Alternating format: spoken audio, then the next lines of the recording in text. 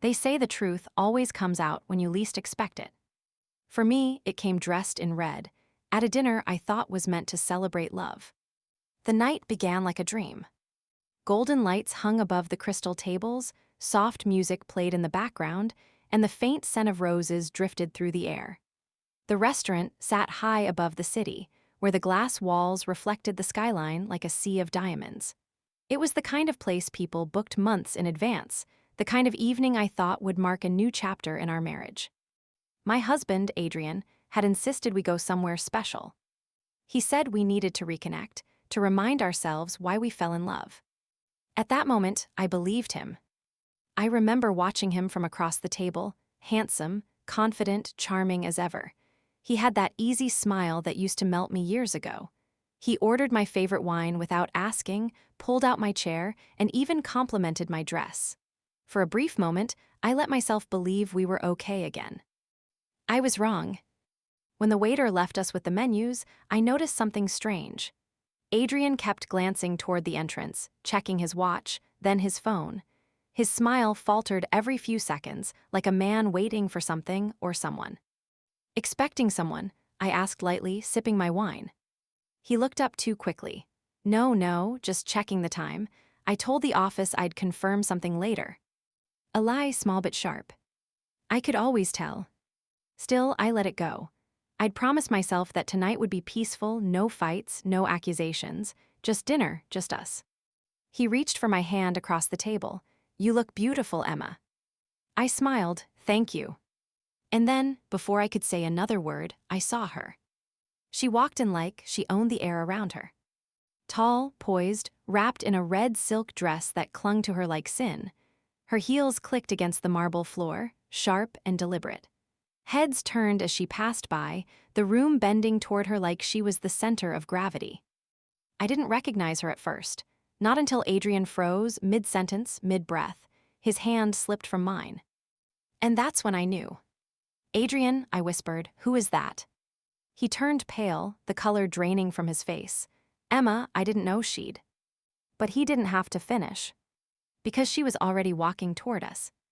"Adrian," she purred, her voice smooth and venomous, "you didn't tell me your wife would be here." My blood turned to ice. She smiled at me, the kind of smile that women give when they want to hurt you, polite, elegant, cruel. "Emma, isn't it? I've heard so much about you." I stared at her. I wish I could say the same. Adrian stammered, "What are you doing here, Claire?" Claire? The name hit me like a knife. His ex, the one he swore was long gone, the one he said meant nothing anymore. "I thought we could talk," she said casually, sliding into the empty seat beside him, not across, beside, like she belonged there. "I didn't realize you were busy." Her perfume was strong, expensive. I could smell it from across the table. It mixed with the roses, the wine, the scent of betrayal. I clenched my hands under the tablecloth, nails digging into my palm. Adrian looked like he wanted the floor to swallow him. "Claire, this isn't the time." "Oh, I think it's the perfect time," she interrupted, tilting her head toward me. "You deserve to know, Emma, you really do." My chest tightened. "Know what?" She smiled again, this time softer. "I came to offer Adrian something you can't." The world tilted. "Excuse me." Her hand brushed his arm, intimate, deliberate. "A baby." The words hung in the air like smoke, choking, heavy. For a moment, no one spoke. Even the music seemed to stop. The waiter paused in the distance, pretending not to look. My heartbeat thundered in my ears. I looked at Adrian. His lips parted, but no sound came out. His eyes, those eyes I once trusted, darted between us like a trapped animal. "You're insane," I whispered. "This is." "Oh, I'm not pregnant," she cut in smoothly. "Not yet, but I could be. Adrian and we've discussed it before. He always wanted children, didn't you, darling?" My stomach turned. I felt the air leave my lungs. "Claire, stop," Adrian hissed, his voice low, desperate. She laughed. "Why, it's not a secret. You wanted this. You still want this." I wanted to scream, to throw the wine in her face, to walk out and never look back. But I didn't. I sat there frozen, shaking, yet strangely calm. Because in that moment, I saw everything clearly. Every late-night meeting, every unexplained phone call, every lie dressed as work, It all made sense now. Claire leaned back, crossing her legs like she was the queen of some cruel kingdom. I'm not here to start a fight, Emma. I'm here to give you both what you want. He gets his family, and you, well, you can keep your lifestyle. Isn't that fair? The humiliation burned through me like acid. People were watching, couples at nearby tables, waiters pretending not to stare. I felt their eyes, their pity, their curiosity. The beautiful woman in the red dress and the wife she came to destroy. Adrian finally snapped. Enough, Claire, leave now before I. Before you what? She said softly, eyes glinting. Before you admit you've been calling me for weeks, before you tell her that you almost agreed. I turned to him, my voice trembling. Is that true? He swallowed hard, eyes darting away. Emma, please, it's complicated. Complicated, I repeated, my voice hollow. That's what you call it. He reached for my hand again. I love you, you know that. Do I whispered. The room was spinning. My hands were cold, but my face stayed still. I wasn't going to give them the satisfaction of seeing me break. Claire stood, brushing an imaginary wrinkle from her dress. Well, she said cheerfully, I can see I've caused a scene. But you know where to find me, Adrian. Don't take too long, fertility waits for no one. She winked at me before walking away, her heels echoing against the marble floor. Each step sounded like a countdown, 1, 2, 3, to the end of everything I thought I knew. I sat there in silence. Adrian tried to speak, but I raised my hand. Don't, I said quietly.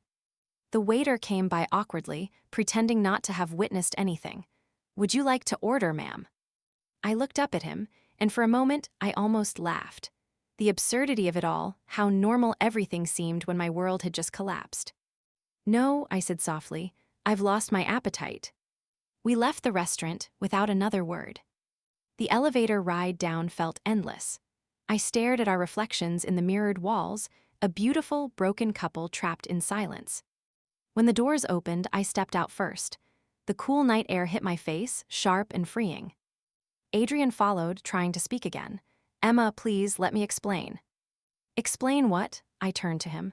That your ex offered you a baby like a business deal, that you didn't say no. He flinched. It wasn't like that. I laughed, a sound so hollow it barely felt human. Then what was it like, Adrian? Tell me, what part of that was normal to you? His jaw tightened. You're overreacting. I froze, that word, overreacting. How many times had he used it before, to silence me, to make me doubt myself? Not this time. Go home, I said.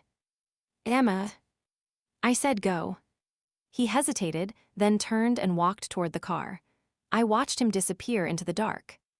And I stood there alone, under the city lights, feeling the first sting of the tears I refused to let fall at the table. But beneath the heartbreak, something else began to stir. A quiet, steady fire. I didn't know it then, but that night, that humiliating, gut-wrenching night, would be the start of everything.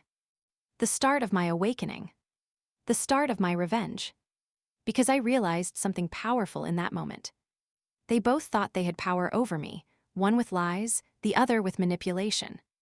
But they had no idea who I truly was when I stopped caring about keeping peace. I took one last look at the glittering restaurant above, the same place where my world had crumbled, and whispered to myself, let them play their little games, I'll end them all quietly. Then I walked away, heels clicking against the pavement, leaving behind the woman who tolerated betrayal, and becoming the woman who would never be betrayed again. When I woke up the next morning, the first thing I noticed was the silence. It wasn't peaceful, it was heavy, sharp, the kind of silence that presses against your chest and makes breathing feel like work. Adrian wasn't in bed. The sheets beside me were cold. For a moment, I hoped last night had been a nightmare, that I'd wake up, find him beside me, kiss my forehead, and laugh at how real it all felt. But the lipstick stain on his collar, the faint trace of her perfume on his jacket lying over the chair, they reminded me it was real. Too real. I sat up slowly, every movement aching. My mind replayed every word, every smirk, every look Claire had given me. Her confidence wasn't the kind that came from madness, it came from certainty. She knew something. She knew him. I walked to the kitchen and found him there, already dressed, coffee in hand, pretending to scroll through his phone like nothing had happened. "Morning," he said, his voice careful. I didn't reply. He sighed. "Emma, please, don't start the day like this." "Like what?" I asked softly. "Like a wife who was just publicly humiliated by her husband's ex." He set his cup down. "You're twisting it. You're making it worse than it was." "Really?" I stepped closer. "Because from where I sat, it looked pretty bad. She offered you a baby. You didn't exactly say no." He rubbed his temples. It caught me off guard. What was I supposed to say, in front of everyone? "Anything," I snapped. "You could have told her to stop. You could have walked away. You could have chosen me." He looked up, eyes tired. "Emma, you're being emotional. You don't understand." That word again. Emotional. As if my pain was an inconvenience. I took a slow breath. "Then help me understand. Why did she feel confident enough to say those things? Why was she so sure of you?" He hesitated. That tiny pause, that half second, told me more than his words ever could. "You've been seeing her," I whispered. His eyes flicked away. "It's not like that." I laughed bitterly. "Then what is it like, Adrian? Enlighten me." "She reached out a few months ago," he said quietly. "She said she was sorry about how things ended. She wanted to talk. I agreed to meet, that's all." "How many times?" He didn't answer. The silence between us screamed the truth. I felt my hands shaking, but I forced myself to stay still. I wouldn't give him the satisfaction of my tears. "She offered you a baby," I said slowly. "Did you agree?" He flinched. "I didn't say yes." "But you didn't say no either." He looked at me helplessly. "You know how much I've always wanted a child, Emma. You said you weren't ready." "So that's my crime?" I asked. "That I wasn't ready to bring a baby into a marriage built on your lies?" He stepped closer. "It wasn't like that." I stepped back. "Then tell me, Adrian, do you love her?" The question hung in the air. He didn't answer right away. His silence tore through me like glass. Finally, he said, "I don't know what I feel anymore." That was it. The knife that finished what little was left of my heart. I walked past him toward the door. "Where are you going?" he called out. "For a walk," I said, before I say something I can't take back. The morning air hit my face like ice, waking every nerve in my body.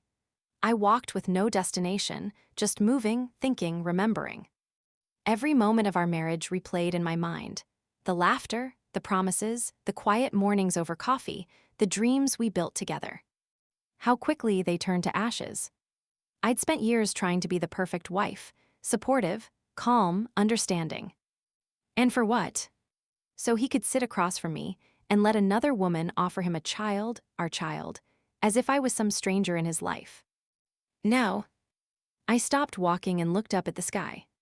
It was a dull gray, but for the first time, I felt something fierce inside me, not sadness, not anger, but clarity. He had betrayed me, yes. But worse than that, he had underestimated me. He thought I'd forgive, cry, and stay. He thought I'd swallow the humiliation like I always did. Not this time. When I returned home, he was still there, packing. "Emma," he said quickly, "I'm sorry, okay? I made a mistake. I shouldn't have met her. But nothing happened, I swear." I stood in the doorway, calm. "I believe you," I said quietly. He looked surprised. "You do?" "Yes, nothing happened yet." He frowned. "What's that supposed to mean?" "It means I've finally learned who you are, Adrian, and I won't be surprised when it happens." He tried to take my hand, but I pulled away. "You're not thinking straight. Let's talk about this." "I'm done talking," I said. His face hardened. "You're not leaving me over this. Don't be ridiculous." I smiled faintly. "You think I'm leaving? Oh no, Adrian, you'll wish I had." He blinked. "What does that mean?" I met his eyes, steady, unflinching. "You'll see." That night, as he slept, I sat in the dark by the window, staring at the city lights. The same city that had watched me smile through dinners, parties, and lies. I thought about Claire, her arrogance, her certainty that she could break me. I thought about Adrian, his cowardice, his quiet betrayal. And then I thought about myself, the woman who had always been quiet, calm, forgiving. Not anymore. Something inside me shifted that night. Something powerful, unshakable. I wasn't going to scream, or beg, or fall apart. I was going to rise slowly, quietly, beautifully. They thought I was broken. But I was becoming something else entirely. I looked at my reflection in the window, eyes dark, lips set, heart steady. And I whispered to myself, "Let the game begin." I always believed the worst kind of heartbreak was loud. Crying, screaming, slamming doors. But I was wrong. The worst heartbreak is silent. It's when you stare at the person you once loved and realize they are a stranger, a liar wearing the face of someone you trusted. That's what happened to me. After that dinner, after Claire's cruel little offer, I didn't cry, not even once. I didn't throw anything, didn't demand answers. I just went quiet. And that silence scared Adrian more than any argument ever could. For days after the dinner, he walked on eggshells. He tried to talk, to explain, but I wouldn't give him the reaction he wanted. "Emma," he said one morning, "I told you she means nothing to me." I looked at him across the breakfast table, calm and unreadable. "Then you should have told her that at dinner." He sighed, "You're twisting things again." "I'm not twisting anything," I said softly. "I'm just remembering." That was the truth. I remembered everything. The look in his eyes when she mentioned a baby. The way he didn't deny it fast enough. The way he looked at me, like guilt had become his shadow. He thought I was angry. He thought I was hurt. He didn't realize I was planning. The nights were the worst. I'd lie beside him in bed, staring at the ceiling while he slept. His breathing steady, peaceful, like a man who believed he'd been forgiven. Sometimes I'd wonder if he dreamt of her, if, in those quiet hours, his mind went back to Claire's red dress and her poison-sweet smile. But instead of crying, I'd whisper to myself, "Remember this." Every detail, every lie, every insult disguised as love. I stored them all like matches in a box, small, harmless-looking, waiting to be struck. People say betrayal makes you bitter. That's not true. It makes you awake. I started noticing things I'd ignored before, his secretive texts, his sudden business dinners, his quiet phone calls that ended when I entered the room. I'd hear his voice behind closed doors. Low, careful, always saying the same words. "It's fine, she doesn't know." I'd stand there, listening, letting the truth settle deeper into me until it no longer hurt, it hardened. Because pain can only break you if you let it. If you hold it long enough, it turns into power. One evening, he came home late. I was sitting in the living room, reading. He looked surprised to see me awake. "You should get some rest," he said. "You've had a long day." I closed the book and looked at him. "So have you." He shifted, his tie loosened, his shirt slightly wrinkled. I could smell her perfume, not mine, not our home's familiar scent. Something floral, expensive. "Adrian," I said quietly, "do you ever think about what would happen if the truth came out?" He froze. "What truth?" "The one you keep trying to hide." His eyes flickered, a tiny flash of fear. Then came his usual defense, the smirk, the soft tone. "You're imagining things again, Emma." "Maybe," I said, "or maybe I just see things clearly now." He frowned. "You're not making sense." I smiled. "I don't have to, not yet." Then I stood up, kissed his cheek, and walked past him. His confusion was almost satisfying. He didn't realize that was the last night I'd ever let him hold power over me. In the days that followed, I started to change. I stopped asking where he was going. I stopped caring when he didn't call. I even stopped pretending to be the perfect wife. Instead, I started focusing on myself, quietly, deliberately. I got up early. I went for long walks before sunrise, breathing in the sharp morning air. I stopped wearing the soft, safe colors he liked and started dressing for myself, bold, confident, unapologetic. When I looked in the mirror, I started to see the woman I had lost along the way. The woman who used to dream, who used to laugh freely, who used to believe she was enough. She was coming back to life. Adrian noticed the change. He didn't like it. "You've been distant lately," he said one night. "Cold." I smiled faintly. "Maybe I finally caught up to you." He narrowed his eyes. "What's that supposed to mean?" "It means I'm learning," I said, "from the best liar I know." His jaw tightened. "This again." "No," I said calmly. "Not again, just the last time." He stared at me, frustrated. "You're being dramatic." "No," I whispered. "You just don't recognize me anymore, that's what scares you." He didn't know what to say. And for the first time, I didn't fill the silence for him. At work, I started rebuilding my own foundation. I'd always been good at my job, organized, dependable, the kind of employee who kept everything running while others took the credit. But something had changed in me. I wasn't content to stay in the background anymore.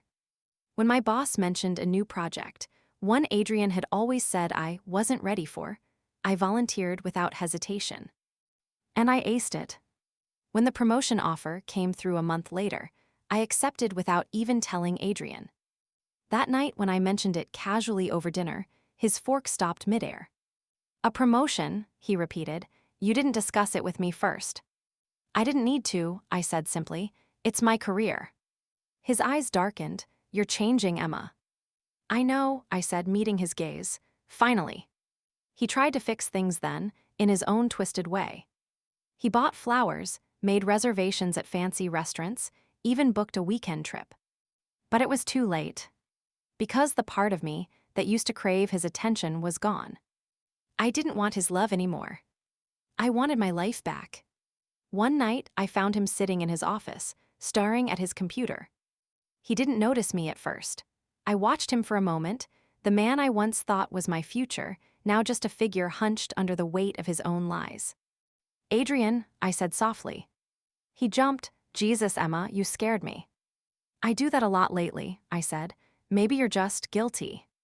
He sighed. "I told you there's nothing going on." "Then why do you look like a man who's about to lose everything?" He didn't answer. I stepped closer, lowering my voice. "You've been living in two worlds for too long. Eventually, one has to collapse." He looked up sharply. "What do you mean?" I smiled, a calm, steady smile that made him nervous. "You'll see." Then I turned and left the room. That was the night I decided to take full control. No more silence, no more waiting. I wasn't going to react to his betrayal, I was going to respond to it. I spent the next few days preparing quietly, gathering proof, watching patterns, planning every detail. It wasn't revenge yet. It was awareness, and awareness is the seed of power. The old Emma would have begged for love. The new one was preparing for liberation. One evening, as I sat on the balcony watching the sunset, I realized something. I wasn't angry anymore. I wasn't sad either. I was clear.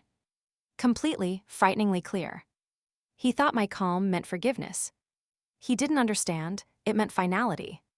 The storm wasn't loud. It was silent. And I was the storm. Later that night, he came to me again, trying to bridge the growing distance. "Emma," he said, reaching for my hand, "I know I've made mistakes, but can't we just move past them?" I looked at his hand, then at his face. "You want me to forget," I said, "to pretend nothing happened." He hesitated. "It's better that way." "For you maybe," I said, "not for me." He sighed. "You're so cold now. What happened to the woman who used to love me?" She realized she deserved better. He blinked. "Better than me." "Yes," I said, "better than this."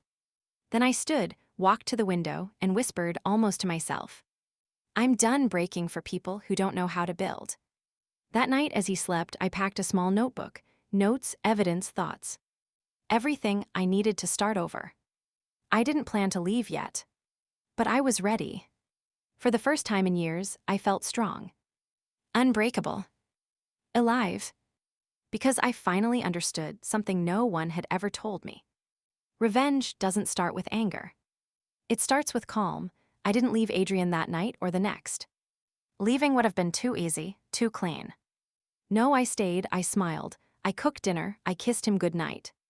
And quietly, I planned his end.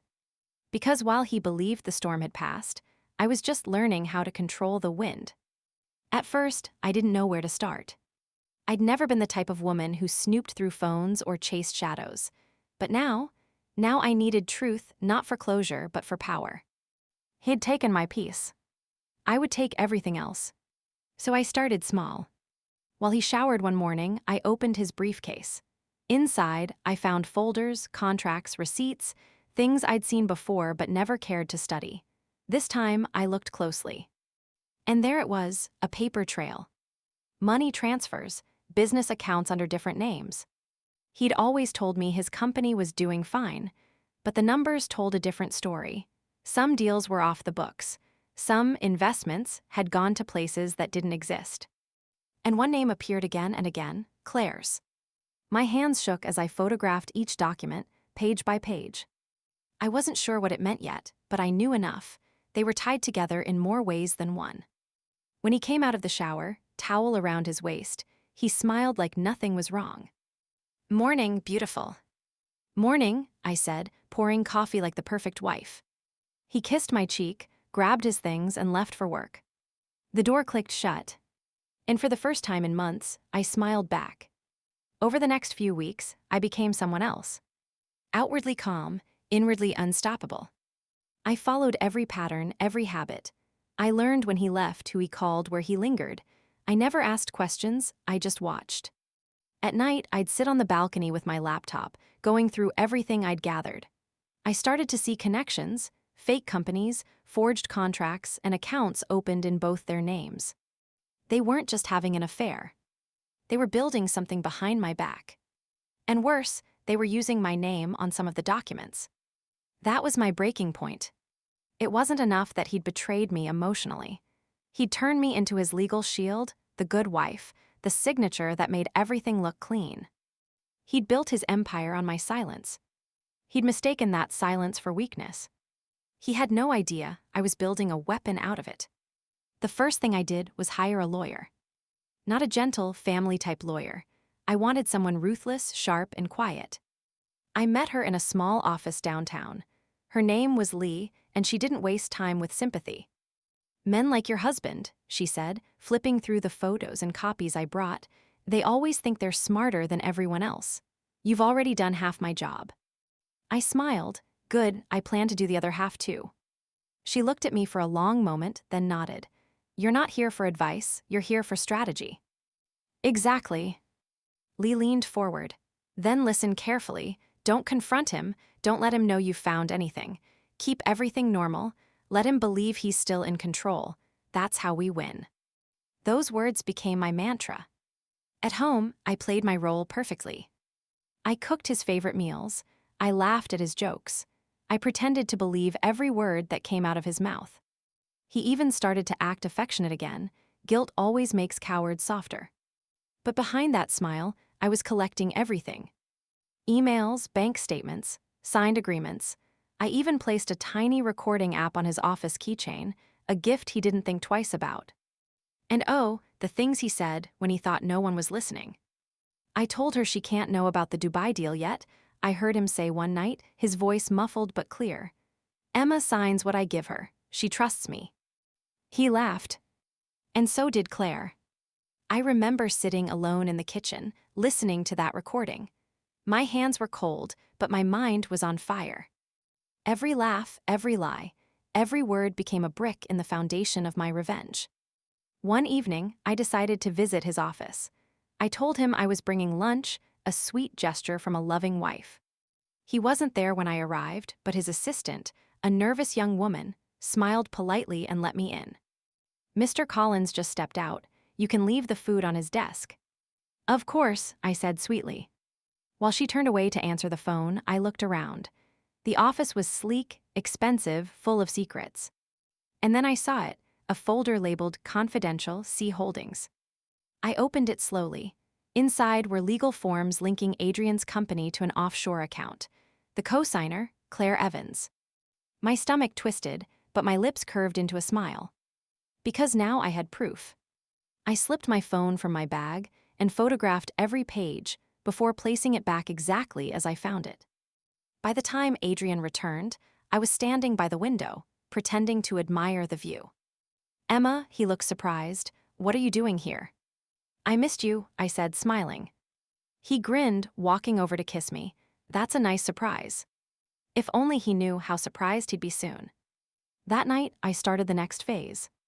I met with Lee again, and together we began transferring what I could legally claim. Assets, shares, properties, anything with my name, or even a trace of my right to it.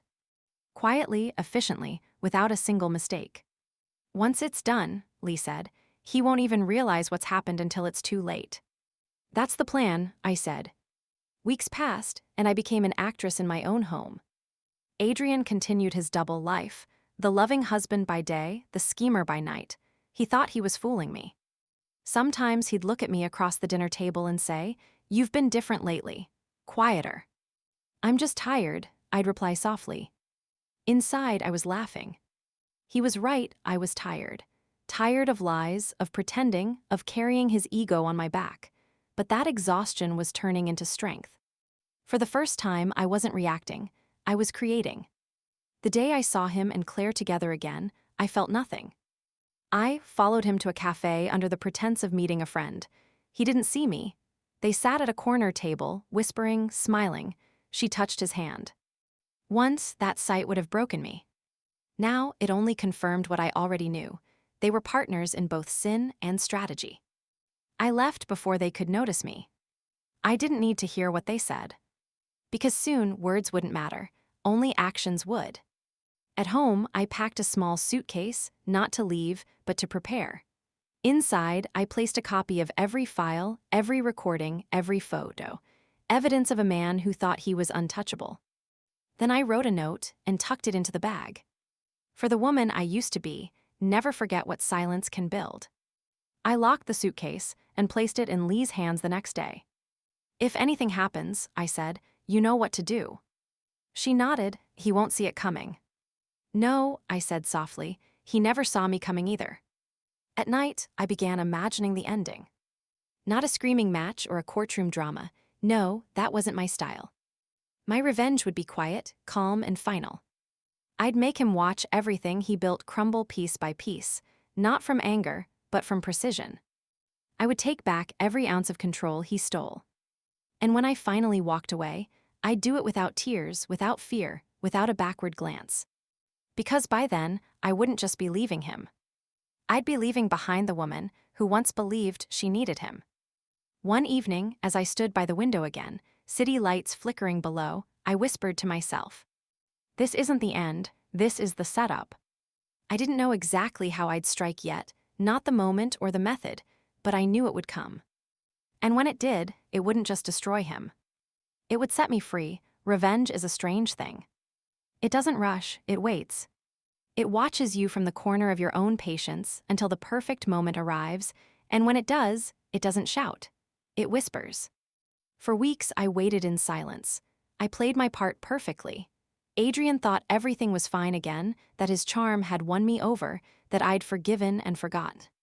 He had no idea I'd built the stage for his downfall, and he was already standing at the center of it. It was a Friday evening when I decided it was time. He'd just closed a big deal, or so he said. I'd overheard enough of his late-night calls to know that deal was code for something shady. He came home in a suit and a smile, carrying a bottle of champagne. "Celebrating tonight," he said, popping the cork and pouring 2 glasses. "For what?" I asked, feigning innocence. "For us, of course," he said, handing me a glass.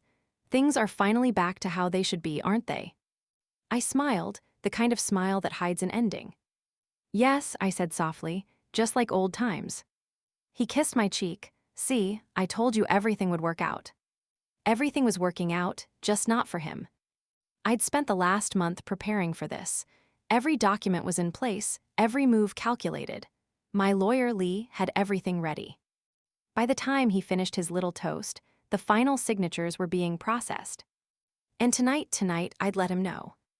I leaned forward, resting my chin on my hand.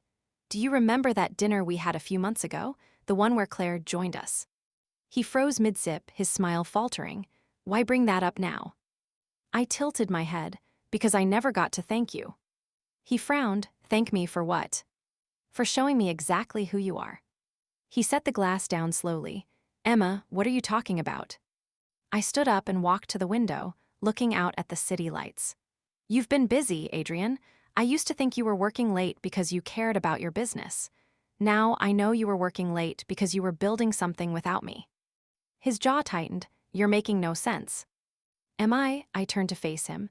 "You and Claire, the offshore accounts, the fake contracts, using my name on legal forms to make it all look clean." His face went white. "How do you?" "No," I smiled, "because I stopped believing your lies long ago." He stood up quickly, voice rising. You've been spying on me. I've been watching you, I corrected. There's a difference. I wanted to see how far you'd go. Emma, listen to me. No, I said sharply. You listen, you used me. You made me your cover story, the loving wife, the clean signature, the one who never asked questions. You thought I'd never notice. But I did. He ran a hand through his hair, packing. It's not what you think, I did it for us, for our future. Our future, I laughed softly. You built our future with her, Adrian, with Claire. He stopped. She doesn't mean anything. She means enough to have her name on your company papers, I said. Enough for you to risk everything for her. Enough for you to let her humiliate me. He looked at me then, truly looked at me, and for the first time, I saw fear in his eyes. Good. I walked over to the table and picked up my phone. Do you want to see something interesting? He hesitated. What is it? I opened the recording app and pressed play. His voice filled the room, calm, arrogant, and cruel. Emma signs what I give her. She trusts me. Once this is done, we can move everything offshore. She'll never know. She doesn't ask questions. That's what makes her perfect. Then Claire's laughter echoed, cold and mocking. I watched his face as he listened. He looked like someone watching his own life crumble in real time. When it ended, I said quietly, You underestimated the wrong woman. He swallowed hard. You don't know what you're doing. Oh, I know exactly what I'm doing. I picked up a folder from the counter and dropped it on the table in front of him. That's everything your lawyer will need. Divorce papers, asset transfers, all legal, all final. He blinked. You can't just. I already did, I interrupted. Every property in my name, moved. Every joint account, closed. Every document you forged, sent to my lawyer. And the recordings. I smiled. They've been sent to the authorities and the press. Lee made sure of that. He stared at me, speechless. You destroyed our marriage, Adrian, I said quietly. I'm just finishing what you started. For a long time, he said nothing. He just stood there, breathing hard, like a man who just realized the ground under him was gone. Then he exploded. You can't do this to me. You have no idea what you've done. I have every idea, I said calmly. You thought you were the hunter, but you were the bait. You built everything with lies. I just pulled the truth out from under it. He slammed his hand on the table. You'll regret this. I looked him straight in the eye. I already regret ever loving you. He tried to reach for the folder, but I stepped between him and it. Careful, I warned. That's all the proof anyone needs to see who you really are. His voice softened, desperate now. Emma, please, we can fix this. I'll make it right. I'll end things with her. I shook my head slowly. You already ended things with me. He looked lost. You can't just walk away after everything we've built. I'm not walking away, I said. I'm taking what's mine, my name, my dignity, my freedom. You can keep the ruins. He sank into the chair, running his hands over his face. You won't survive without me, he muttered. That made me smile. That's what you always believed, isn't it? That I needed you, that I couldn't live without your money, your name, your approval. I leaned closer. You made one mistake, Adrian. You taught me how to play the game, and I learned faster than you expected. He looked up, eyes cold. You'll destroy me. No, I said softly. You destroyed yourself. I just turned on the light. The rest of the night passed in silence. He sat there, frozen. I poured myself another glass of wine and watched the city below. When I finished, I placed the empty glass on the table and said, There's one more thing. He looked up wearily. What now? You remember that dinner where Claire made her offer? His face darkened. Don't. I continued anyway. You humiliated me in front of strangers. You let her treat me like a disposable woman. I wanted to scream that night, but I didn't. I smiled. Because I knew one day you'd feel exactly what I felt. He swallowed hard. And how's that? Small, I whispered, powerless, exposed. Then I turned toward the door. Enjoy your champagne, Adrian. It's the last bottle you'll ever buy with my money. I didn't look back when I left. The elevator doors closed, and for the first time in years, I breathed freely.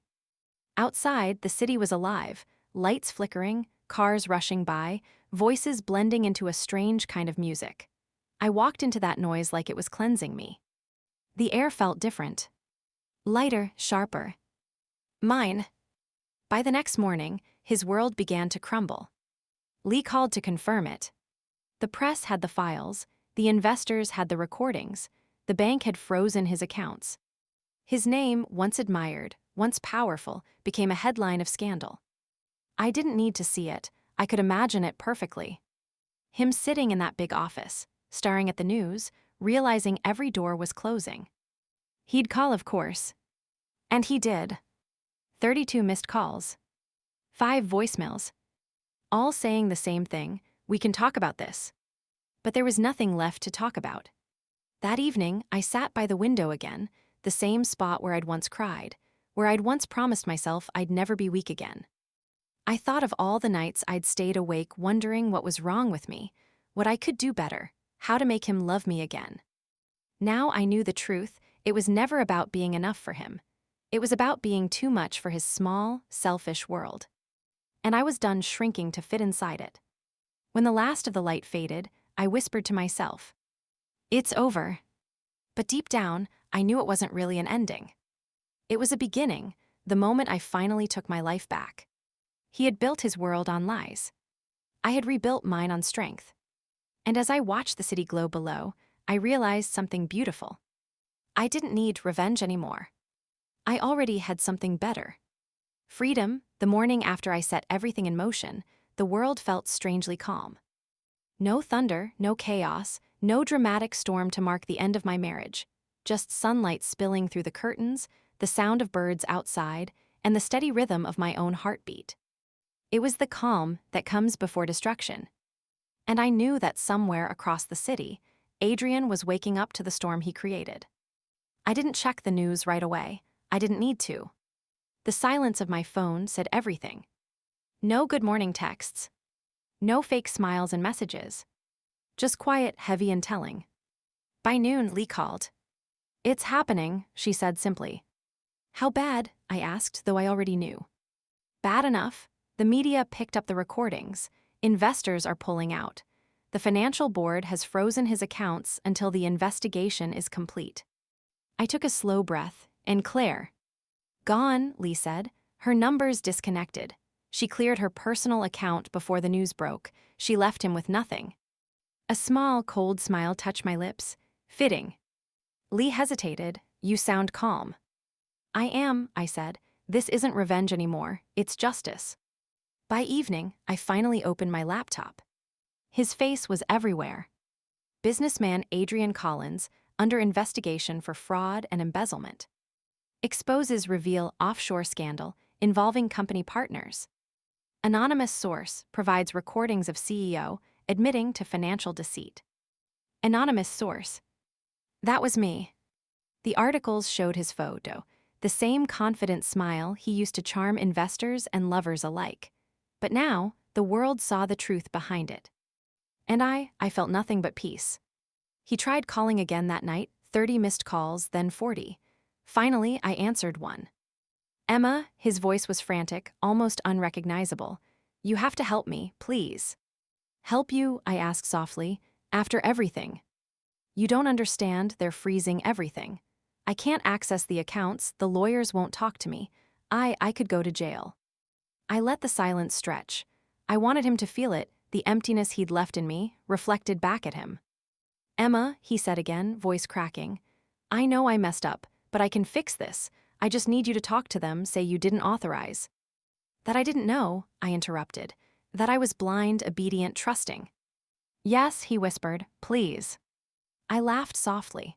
"I spent years being your cover, Adrian. Do you really think I'd lie for you again?" He went quiet. "Claire's gone," he said finally, like it hurt him to admit it. "She took everything. The money, the deals, she played me." "Now you know how it feels," I said. He started to speak again, but I hung up before he could. For days, his world crumbled piece by piece. The company he'd built began to collapse as the truth spread. Partners cut ties, clients pulled contracts, and every person who once smiled at him turned away. I watched from a distance, not out of cruelty, but to remind myself how fragile power is when it's built on lies. I didn't gloat, I didn't post or gossip. I just existed quietly while everything he valued disappeared. And yet, deep down, I knew this wasn't just his fall, it was my rise. A week later, I ran into him. It was late evening, outside a cafe I used to love. I didn't expect to see him there, but life has a strange way of delivering closure when you least expect it. He looked nothing like the man I'd married. The expensive suit was wrinkled, his hair unkempt, his eyes hollow. When he saw me, he froze. "Emma." I didn't stop walking, but he stepped in front of me. "Please, just a minute." I sighed. "You have won." He swallowed hard. "I've lost everything. The company, the investors, my home, they're taking my cars tomorrow. I don't even have a lawyer anymore." I looked at him carefully. "And you think I care?" He flinched. "I deserve that." "Yes," I said simply, "you do." He nodded slowly. "I know I ruined everything. I thought I was in control. I thought I could handle both lives." "Two lives don't make one truth," I said quietly. He looked down. "I don't know how to live without you." I studied him for a long moment. Once, those words would have broken me. Now, they only felt empty. "You'll learn," I said finally. "The same way I did, by losing what you took for granted." Then I stepped around him and walked away. That night, I couldn't stop thinking about what I saw in his eyes. It wasn't just regret, it was realization. He finally understood what I'd meant when I told him silence could build power. I hadn't shouted, I hadn't begged, I'd simply acted. That was the difference between us. He chased control. I created it. A few days later, Lee called again. "It's over," she said. "They've seized his assets. The court accepted your case, and everything in your name is legally protected." "Good," I said softly. "There's more," she added. "The authorities want to speak to you as a witness, not a suspect. They want your statement about what he did."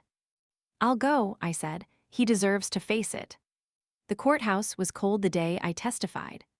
He sat a few seats away, thinner than before, his arrogance gone. He wouldn't meet my eyes. When the judge asked me to speak, I told the truth, simply, calmly. "I loved him," I said, "but he used that love to cover his deceit. He made me a part of his lies without my consent. He thought silence meant weakness. But it doesn't, it means strategy." When I finished, the courtroom was silent. Adrian finally looked up. For a brief second, I saw something familiar, the man I once believed in, now broken beyond repair. And I realized something then. Revenge wasn't about destroying him anymore. It was about reclaiming myself. After the hearing, I walked out of the courthouse and into the sunlight. The air felt different, lighter, freer. Lee joined me outside. "How do you feel?" she asked. "Done," I said simply. "Finally done." She smiled. "You know, most people would have fallen apart, but you turned your pain into a plan. That's rare." I smiled faintly. Pain teaches us two things, how to survive or how to conquer. I chose both. Weeks turned into months. The world moved on from Adrian's scandal, as it always does. But for him, the consequences stayed.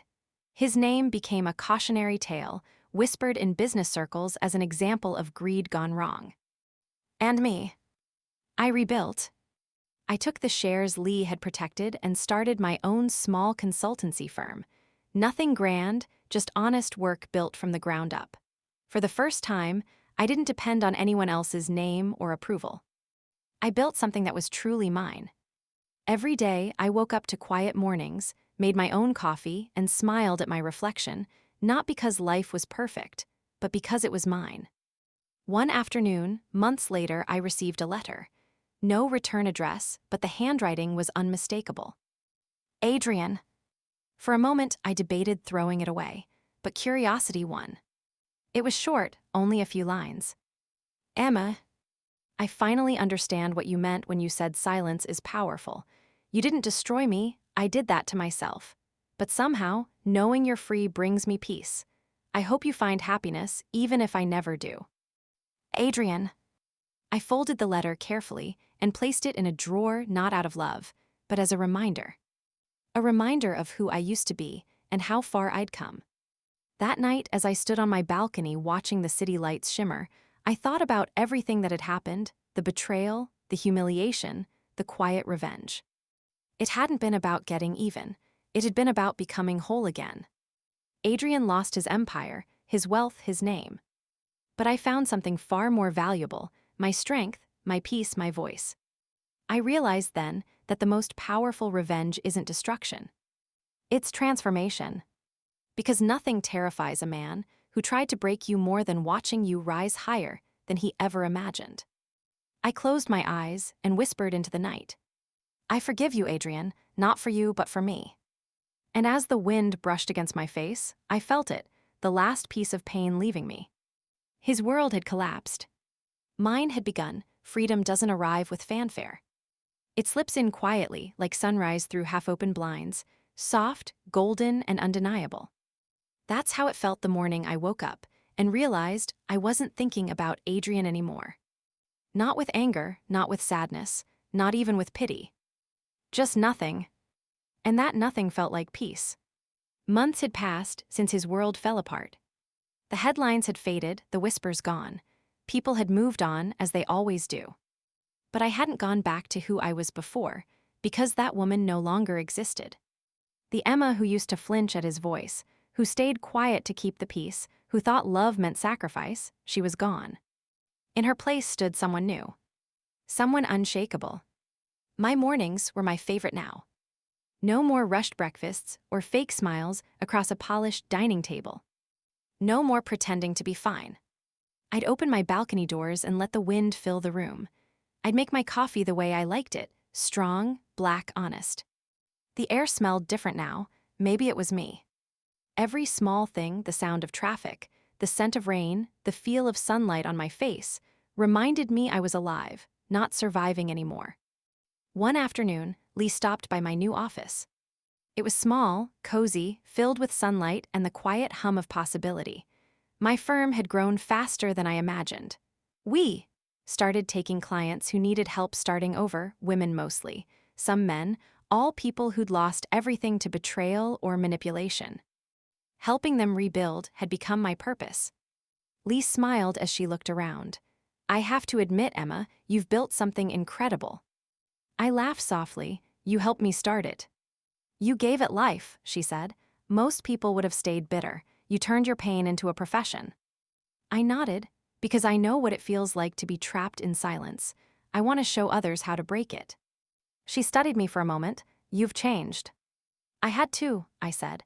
Pain either destroys you or redesigns you. After Lee left, I sat alone in my office, staring at the framed quote I kept on my desk.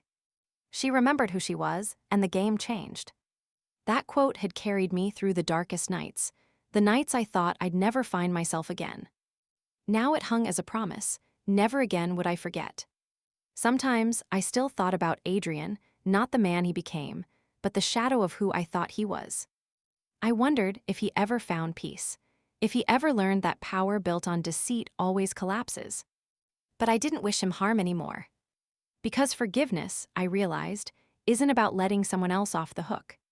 It's about freeing yourself from their grip. He no longer had power over me.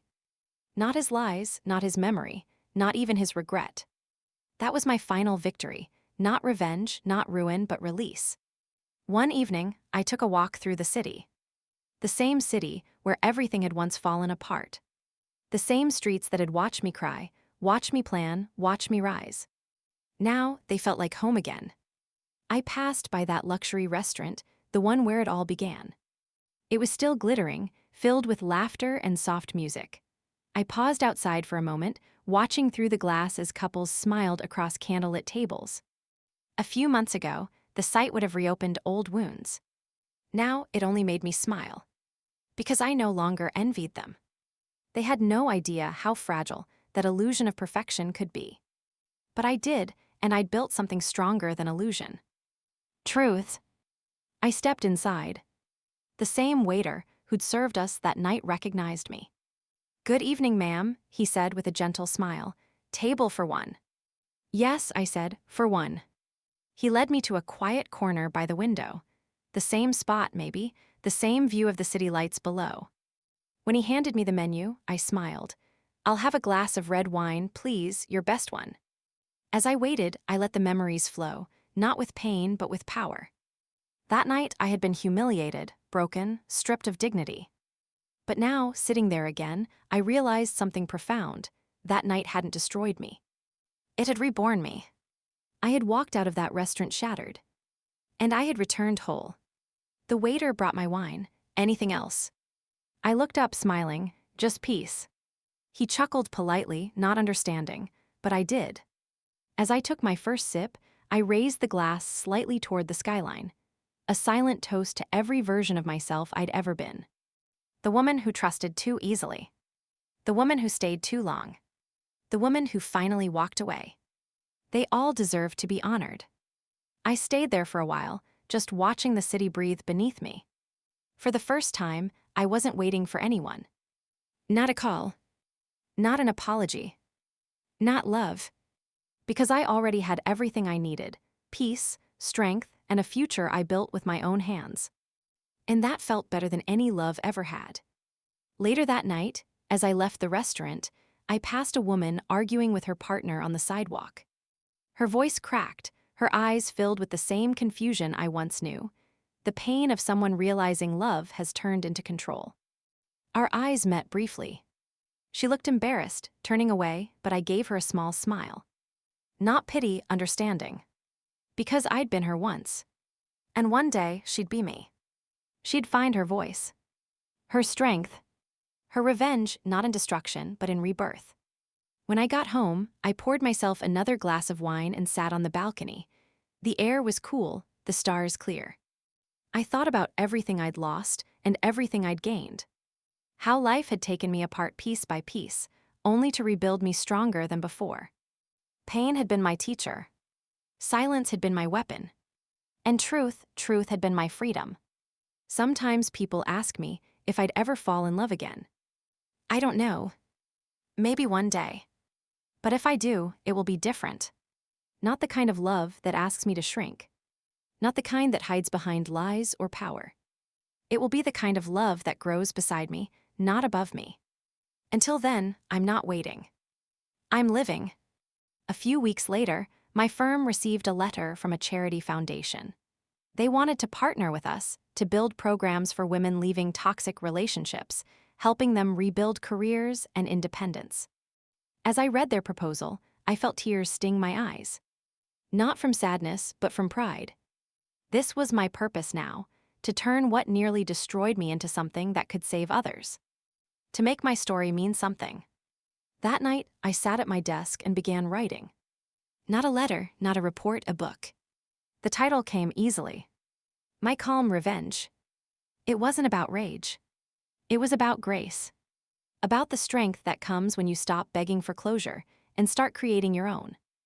I wrote late into the night, pouring everything I'd lived through onto the page: the betrayal, the planning, the revenge, the rebirth. Every word felt like another chain breaking.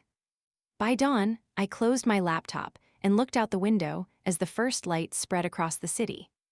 The same city that had once witnessed my humiliation now witnessed my triumph. The skyline shimmered and I whispered softly, I did it. Not with pride. With peace. I finally understood what it meant to rise from the ashes.